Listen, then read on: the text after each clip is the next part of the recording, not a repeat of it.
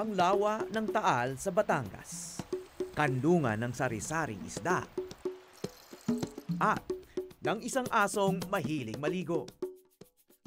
Teka, Hauser! Si Hauser. Hauser! Hauser!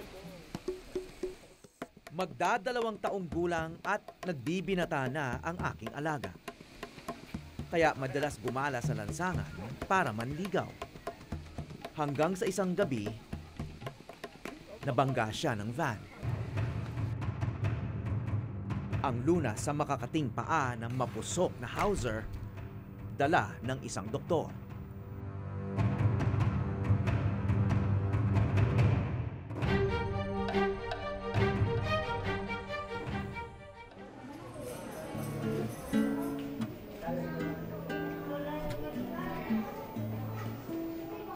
Magandang hapon po sa inyong lahat.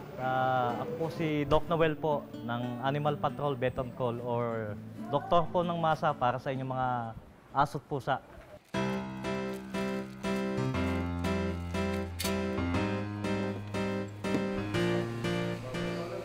Vet on Call o isang mobile veterinarian si Dr. Noel Manalo. Ibig sabihin nito, siya ang dumadayo sa mga pasyente.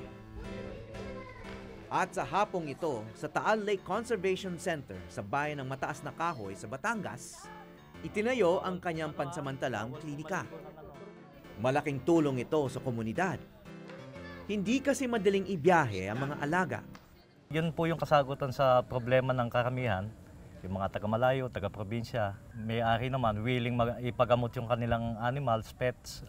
Yun, pinupuntahan po natin para napakagaan po sa kanila. Kasama sa kanyang misyon ang ituwid ang mga maling impormasyon ukol sa rabies. Unang-una po, lilinawin natin, ang rabies po isang uri lamang ng sakit na nahahawa sa kada aso. Yun ang karaniwang pinangangamba nila, na ang rabies ay isang uri ng kamandag na kumbaga maling mentality ng mga karamihan sa atin. Edukasyon daw at bakuna ang lunas sa malaki pa ring problema ng rabies sa bansa. Lalo na sa mga remote area o depressed area. Pag nakakagat po sila, ang management po nilang ginagawa, bawang po o kaya yung magtatandok. Kadalasan pong nagiging dahilan ng pagkamatay ng tao. Marami ring mga maling pagtrato sa mga aso. Kinapon po itong aso na to, tinalian lang ng lastiko ng goma. So yun po yung isa sa mga pinagbabawal po natin na sistema po ng pagkakapon ng aso. Kasi kawawa po yung dog nyo. Ang wastong pagkakapon kailangan ng operasyon. Masakit ito, siyempre, pero may malaking ginhawa rin. Unang-una, pagka kinapon ng aso, mas nagiging malapit po sila sa tahanan natin. Hindi sila masyadong naglalayas kasi nababawasan ng sex drive nila. Imbis na maghanap ng babaeng aso, dito na lang po sa piling natin yung aso natin. Ito ang nakita kong lunas sa makakating paa ni Hauser. Ito kasi operahan natin. Oo nga. So kailangan medyo talagang malinis yung ano niya. Galing siya sa isang lawa dito. Ang paa niya, puro buhangin pa eh. Yan. Oh my gosh!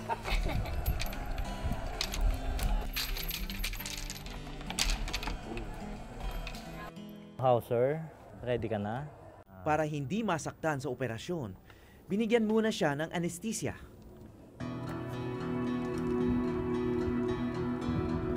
Oh. Bakit siya umiiyak? Yung pain tolerance kasi niya mababa. Maya-maya lang umepekto na ang anesthesia.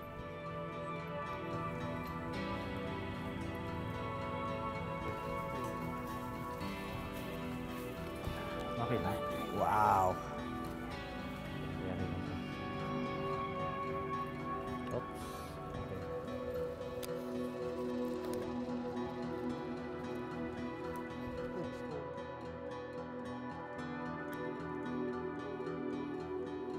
Kahit daw nasa labas, maari rin daw maging ligtas ang operasyon.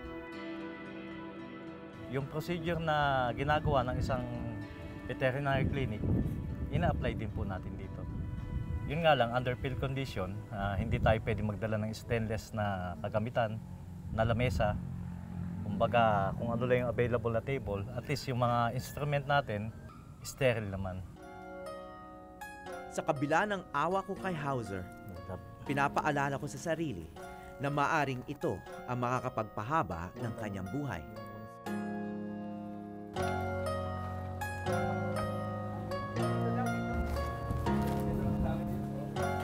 Okay lang. Yan.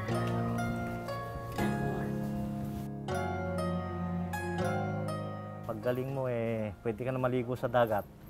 O yun sinasabi ko. Pakibantayan na lang po. At baka maano yung ulo Dito lang. Habang siya ay nagpapahinga, isang sorpresa ang bumulaga sa amin.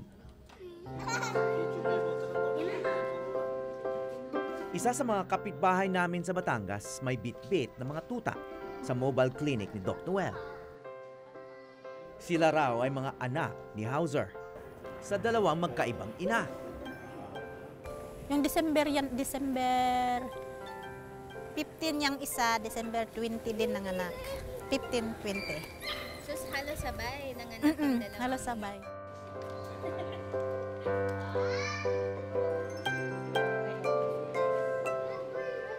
Hindi ko maintindihan ng mga tao kung ano ang nasa isip nila. Samantalang ang sarap-sarap mahalin ng aso. Ang sarap-sarap nila magmahal, marunong din sila magmahal sa mga amo nila.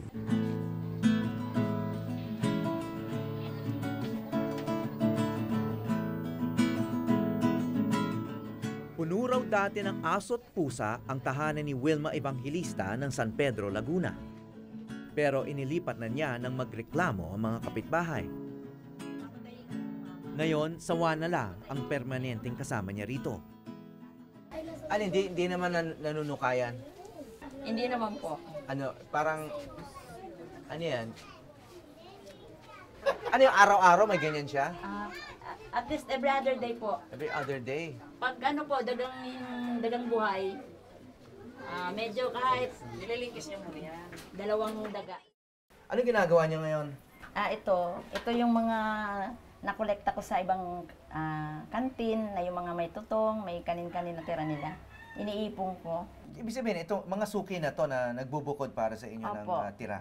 Opo. Ito naman, Ito, binili ko. binili niyo? Opo. Oo. Kailangan lagi may isda. Favorite nilang isda Mainit pa. Nausok.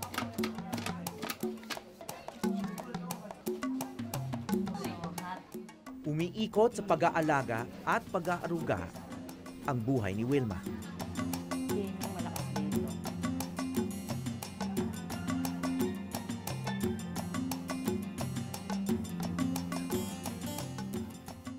May trabaho siya sa Department of Social Welfare and Development o DSWD. Ngunit araw-araw nagbubukod din siya ng oras para sa mga mahal niya sa buhay.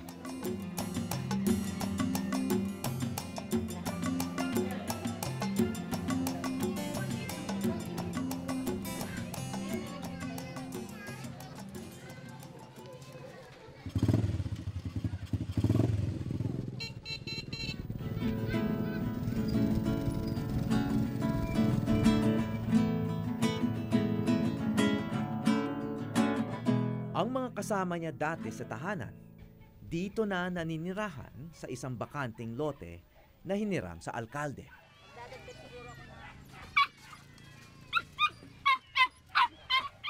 Apat na putsyam ang kanyang alagang pusa at 6 naman ang aso. Ayun, tinaman! Tumalo, no? Amoy niya lang. Gutom na gutom. So boodle fight sila pag kumain Poodle fight. Opo.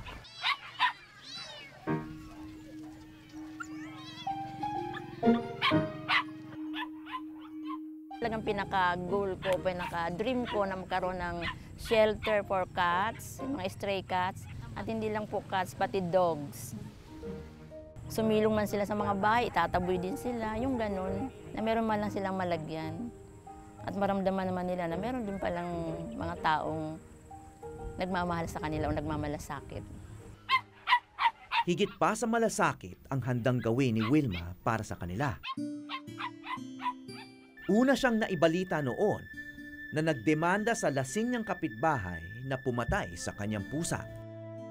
Tatakbo ko pa sana sa ospital kahit gabi, pero wala na eh. Nung karga ko siya, nanigas na, tapos umihi na siya.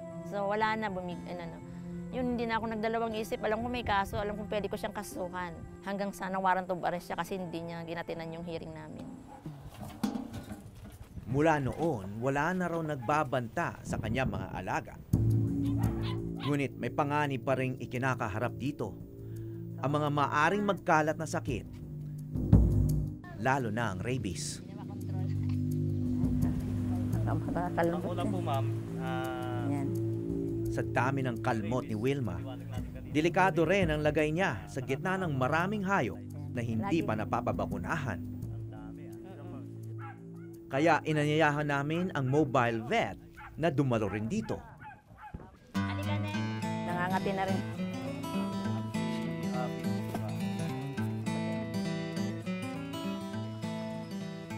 Ito, medicine cabinet. Ito po, betadine. Okay po ito. Sa mga minor wounds. Yan. Huwag nyo ilalagay ito sa sugat na malalim. Mabubulok po ang laman. Okay. Abisado niyo po ba magkupit ng kuko? Opo. Pagka minsan natutulog sila, doon Ito po, ito, nabibili naman to sa bangkay-bangketa. Mura lang naman. Kaysa bumili tayo ng pampusa, mahal po yun. Walang asawa at anak si Wilma. Ngunit hindi siya nag-iisa at puno ng pagmamahal ang kanyang mundo. Sila na po ang tinuturing kong pamilya. Ayaw ko magkasakit hanggat maaari. Pinagbubuti ko ang trabaho ko. Dahil para sa kanila, sana nga sabi ko, bago ko man ipikit ang mata ko, meron na sanang papalit bilang sa karakter ko na mag-aalaga sa kanila. Paano naman kung iyong mahal na alaga, suklian ka ng masama?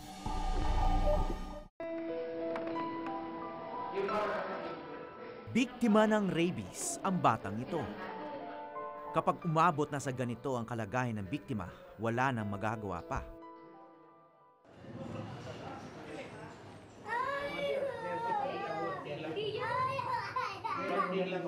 Mabilis lang yan, mabilis.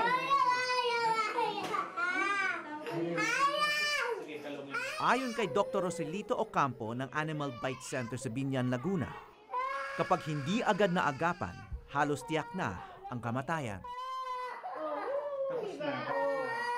Makikita ko natin doon sa video na yun na ang bata ay nakatali na lang.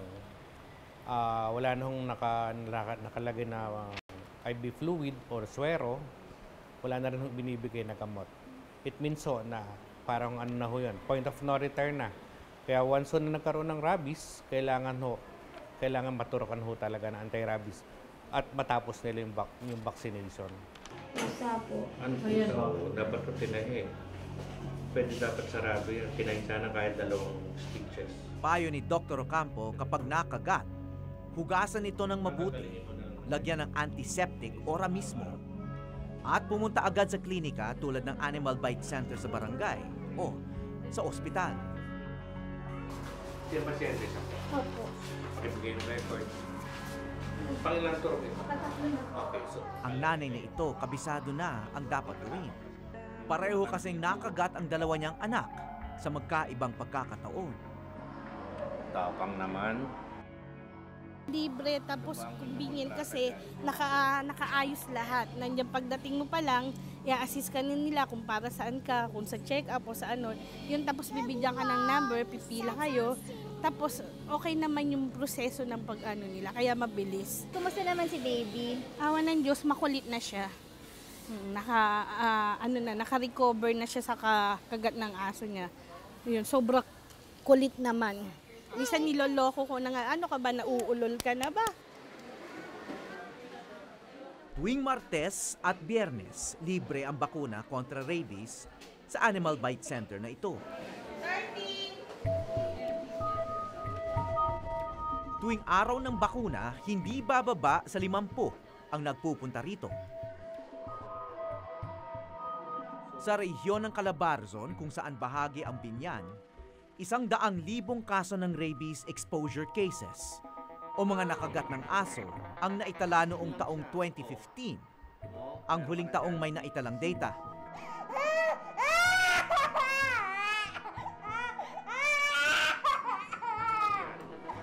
Category 3 yan. Sa kabuoang bansa naman, halos 800,000 kaso ang naitala noong 2015. Habang 200 tao naman ang namatay dahil sa rabies.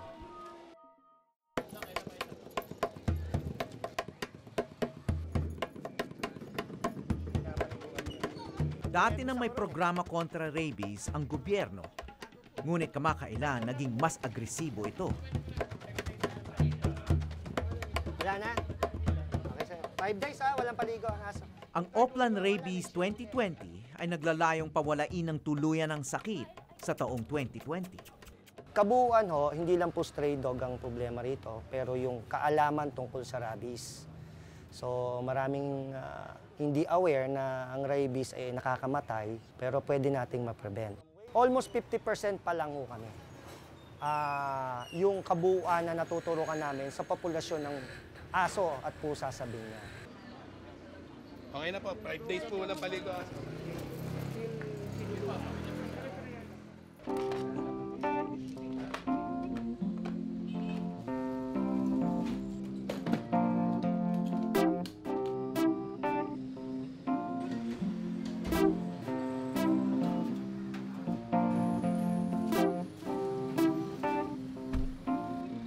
Libre nga ang bakuna sa mga center, ngunit hindi pa rin kayang ibiyahe ng karamihan ng kanilang aso. Kaya nga naisipan ni Doc Noel na isara na lang ang kanyang klinika at maging mobile vet. Okay Ang susunod niyang destinasyon, ang home along the Riles ng Barangay Santo Niño, Purok 2, sa Binyan, Laguna.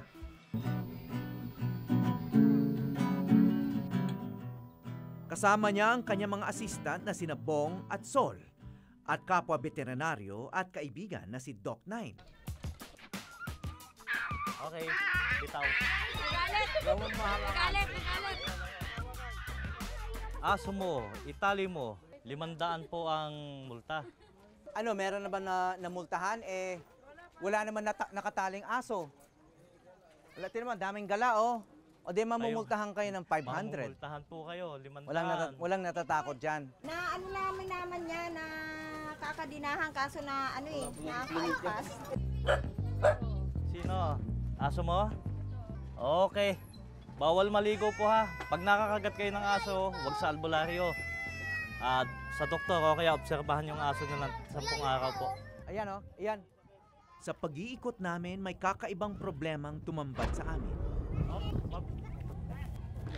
Po. Ano ito? May tumor po yung aso nyo. May tumor? Tumor. Yan. Grabe po. Ano yung nilagay mo? Anti-maggot po, wound spray, para hindi langawin. Kasi inuud po yung sugat. So ano yung problema mo sa aso? Ano po, nagbubugo po siya, tapos nagsusuka, may sipon. Tapos yung isa po nangihina kumain. Parehas lang din po sila nagkaganon. Ang 2 aso ni Jenny na sina Lenny at Roa ang may sakit.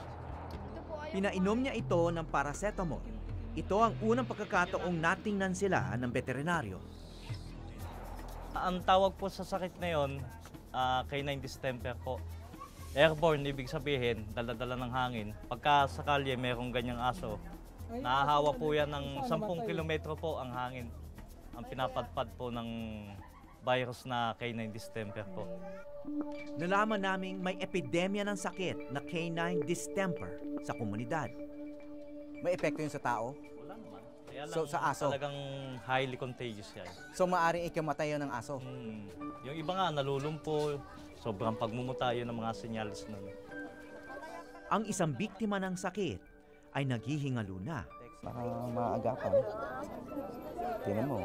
Yung ibang aso, pag tinuturukan, umiiyak. Itong wala na siyang reaksyon. Walang reaksyon.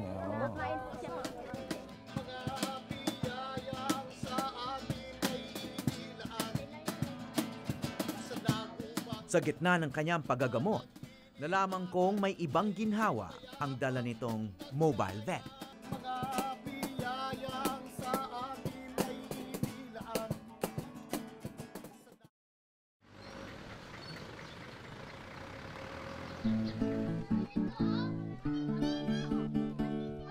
Hindi lang pala mga syringe ang instrumento ng mga vet na kasama namin.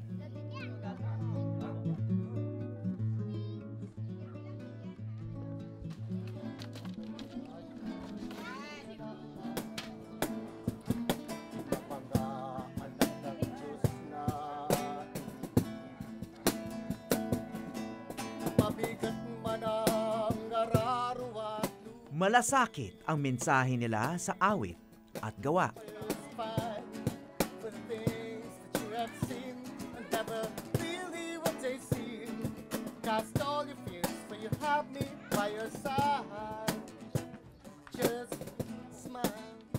Halos lahat ng tahanan dito may asong wala pang bakuna.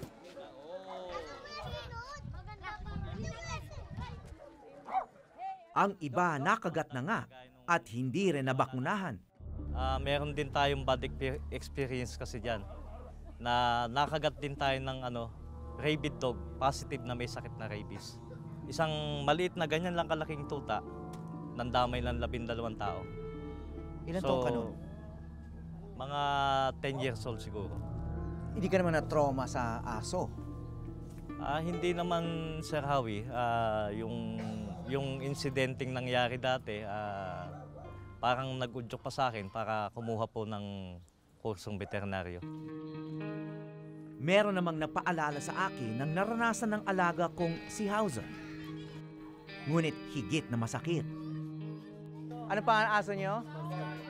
Okay. Ikaw sa kaso ni Scorpio po. Ay, wala po naging kaso. Sabi po daw, isinali daw po yung bayag. Nako.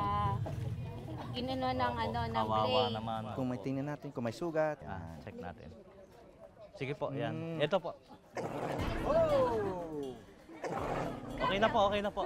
Maganda naman yung healing nung wounds niya. Okay na po. Basta wag na lang pong uulitin yun na saka iwasan din ng mga bata yung haharotin yung aso, kukulitin, bubulihin, gagawing barbidal minsan minahagis. Hindi lang aso, pati pusa po.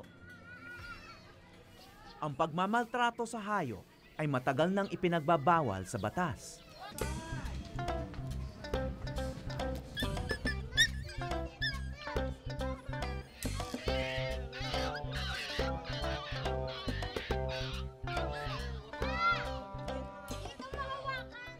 Hindi pa kami nagtatagal sa Riles nang may nagbahagi ng kwentong karaniwan na ngayon. Tinumba? Bakit nila tinumba? Bakit itutuga sila? Alam mo kuya, yan ako lang ang malakas ang loob. Hindi sila papatay ng papatay na lang ng papatay. O tingnan mo, ang daming anak o pinatay nila. Kahit aso ang pakay namin, tulad din ito ng maraming komunidad ngayon.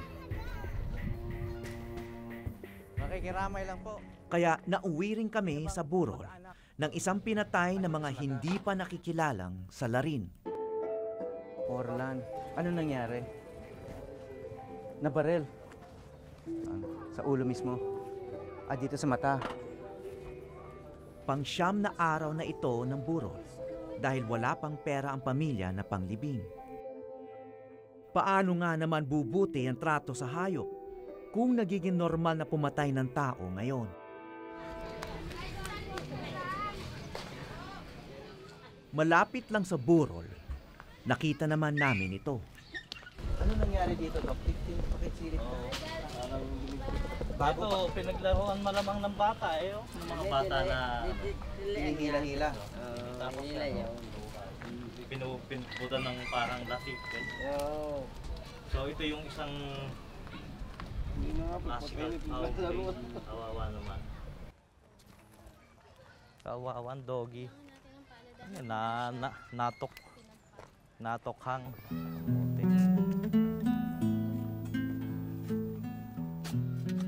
Naunawaan ko rin kung bakit naging mobile vet si Doc Noel. Sa loob ng klinika, hindi niya makikita ang mga tunay na kalagayan ng mga hayop at mga amo nila.